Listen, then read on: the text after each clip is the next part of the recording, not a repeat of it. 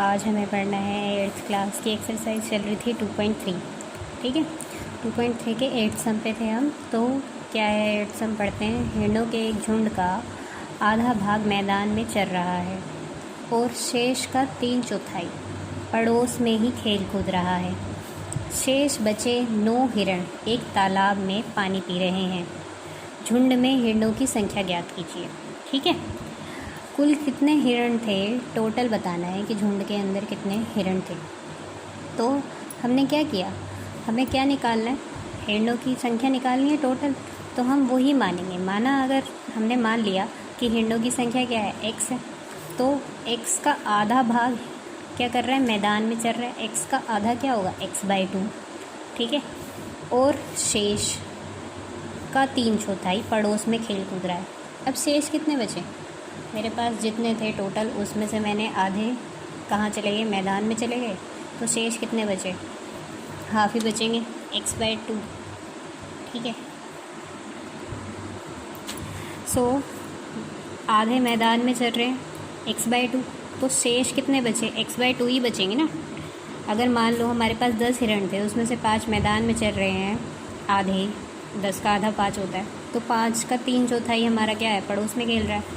क्यों, क्योंकि उसने कहा शेष का 3/4। तो शेष कितना हुआ हमारा, x/2 ही शेष बचा।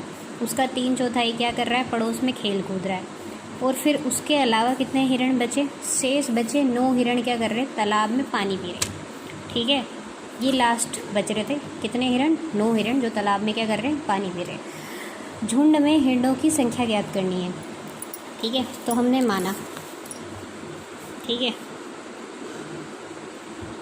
माना हिरणों की संख्या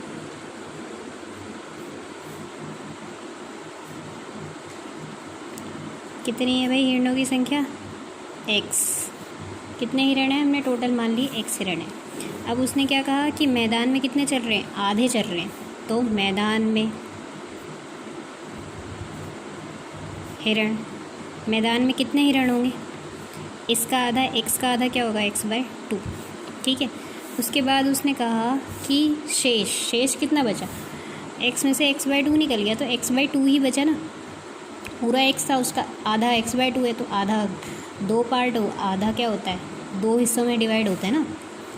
ठीक है, जितना इधर होगा उतना इधर होगा। तो एक बार x/2 इधर है तो x/2 ही क्या होगा, इधर होगा।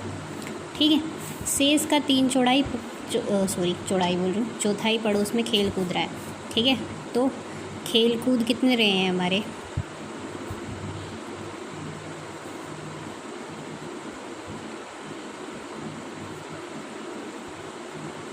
खेल कुल कितने हिरण रहे हैं, शेष कितना है, x/2 का 3/4 यानी कि इंटू हो रही है किससे, 3/4 से। ठीक है, का मतलब गुणा होता है, सबको बता चुकी हूँ मैं पहले। ठीक है, अब शेष बचे 9 हिरण तालाब में पानी पी रहे हैं। अब तालाब में कितने पानी पी रहे हैं, तालाब में पानी पी रहे हैं, कितने हिरण पानी पी रहे हैं, 9 हिरण। ठीक है, और अगर मैं मैदान में जितने हिरण खेल रहे हैं और मैदान में जितने हिरण हैं और खेल कूद जितने हिरण रहे हैं और तालाब में जितने हिरण पानी पी रहे हैं, इन सब का टोटल करूं तो वो क्या होगा, टोटल हिरण होंगे। ठीक है, तो अगर इन तीनों का मैं टोटल कर देती हूँ प्लस, तो किसके इक्वल होगा, इसके इक्वल होगा। क्यों, क्योंकि कुल हिरण क्या है, x है। ठीक है, ये हमारे टोटल हिरण थे x। यही तो अलग अलग जगह हैं, मैदान में हैं, कुछ खेल कूदने में बिजी हैं और कुछ तालाब के पानी पीने में बिजी। ठीक है, तो हम अब कर देंगे प्रश्न अनुसार। क्या हो जाएगा, मैदान में है x/2 प्लस खेल कूद कितने रहे हैं, x/2 का 3/4 प्लस 9 इज इक्वल्स टू क्या हो जाएगा, x। ठीक है, अब हम क्या करते हैं, x वाले सारे क्या करते हैं, उधर ले जाते हैं, 9 छोड़ देते हैं इधर, क्योंकि सारे जो उसके जैसे हैं वो एक साइड हो जाएंगे। तो x माइनस क्या हो जाएगा, x/2 इधर प्लस का था, इधर आके क्या हो गया, माइनस का हो गया। और इधर भी ये प्लस का है, उधर जाके क्या हो जाएगा, माइनस का, x/2 इंटू 3/4। ठीक है, अब ज़रा ब्रैकेट खोल देते हैं हम, तो क्या हो जाएगा, 3 और x की गुणा होगी 3x और 2 4 ज़ा 8। ठीक है, कट तो ये रानी है तो ये रहेगा। अब हर बराबर करेंगे, 2 और 8 का एलसीएम निकालेंगे, क्या आएगा मेरा 8 ही आता है। 8 की x में मल्टीप्लाई हो जाएगी, इसके बटे में कुछ नहीं है, 1 के पहाड़े में 8 8 बार पे आता है, 8 की x में गुणा होगी, क्या हो जाएगा 8x। 2 के पहाड़े में 8 कितनी बार पे आता है 4 बार पे, 4 की x में गुणा होगी 4x। ठीक है, 8 के पहाड़े में 8 एक बार पे आता है, 1 की 3 में गुणा होगी 3x, माइनस का ही रहेगा। ठीक है, अब माइनस माइनस क्या हो जाएगा प्लस हो जाएगा, यानी कि 8x माइनस माइनस प्लस हो गया, 4 और 3 7x बटे 8। तो 8 में 7 गया, कितना बचा 1x/8, और इस साइड हमारा 9 ही था एज इट इज़। ठीक है, तो 1x इज इक्वल्स टू क्या, 8 इधर क्या कर रहा है गुणा, उधर क्या करेगा 1 और x की मल्टीप्लाई करेंगे, क्या आएगा x, 8 9 जा 72। ठीक है, मतलब कुल कितने हिरण थे हमारे पास 72 हिरण्स थे। ठीक है,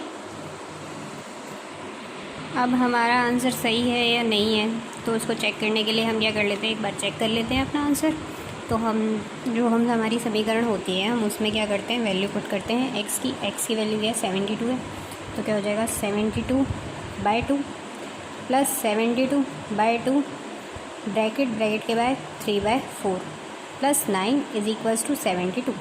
72/2 यानी कि 72 का हाफ 36, यहाँ पे भी 72 का हाफ हो जाएगा 36 इंटू 3/4, 4 से हमारा 36 कट जाता है 9 टाइम्स, 9 3 जा 18 हो जाएगा, और 9 का 9 है, तो मेरा क्या हुआ इज इक्वल्स टू क्या है 72, तो हो गया 36 ये वाला, और 9 3 जा 27 प्लस 9 इज इक्वल्स टू 72, और 36 27 और 9 को प्लस करते हैं तो हमारा 27 और 9 कितना होता है 36 होता है, और 36 एंड 36 इज़ 72, तो सेम आ रहा है 72 is equals to 72। Sorry for low space. I hope आपको ये सवाल समझ में आ गया हो। ठीक है, कोई डाउट हो तो आप मुझसे बाद में पूछ सकते हैं। चलिए अब 9th क्वेश्चन पे आ गए। 9th क्वेश्चन में क्या है, दादाजी की आयु अपनी पोत्री की आयु की 10 गुनी। ठीक है, मतलब अगर पोत्री 1 साल की है तो दादाजी उसके 10 गुने हुए, यानी कि 10x के हैं। उसके बाद क्या दिया है, यदि उनकी आयु पोत्री की आयु से 54 वर्ष अधिक है तो उन दोनों की आयु याद करें। दोनों की दोनों आयु वर्तमान आयु है। ठीक है, इसमें कोई भविष्य और कोई भूतकाल की आयु की बात नहीं हो रही है। ठीक है, दोनों की दोनों वर्तमान काल की आयु हैं। चलिए अब स्टार्ट करते हैं, दोनों की आयु निकालनी है। तो दादाजी की आयु पुत्री की आयु से, सॉरी पोती जो है उनकी, उसकी आयु से 10 गुनी है। तो माना पोत्री की आयु क्या है x, तब दादाजी की आयु क्या होगी, दादाजी की क्या हो गई उसकी 10 गुनी यानी कि 10x। ठीक है, अब उन्होंने क्या कहा है कि दादाजी की जो आयु है वो पोत्री की आयु से क्या है 54 अधिक है, यानी कि पोत्री की आयु में अगर मैं 54 प्लस कर दूं तो किसके इक्वल हो जाएगी, दादाजी की आयु के इक्वल हो जाएगी या नहीं होएगी, 10x के हो जाएगी। ठीक है, तो प्रश्नानुसार कर देते हैं।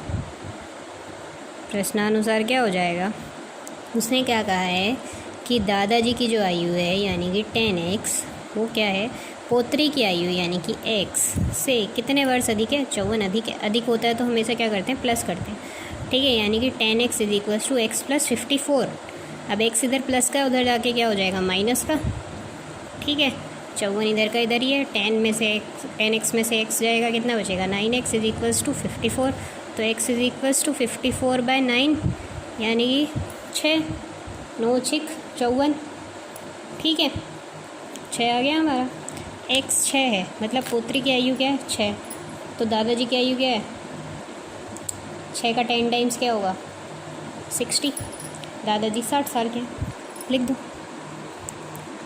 और लिखेंगे अब हम पोत्री की आयु कितनी आई हमारी, आयु क्या थी x थी, x इज इक्वल्स टू क्या है 6। ठीक है, और दादाजी की आयु पात्री हो गया था पोत्री, सॉरी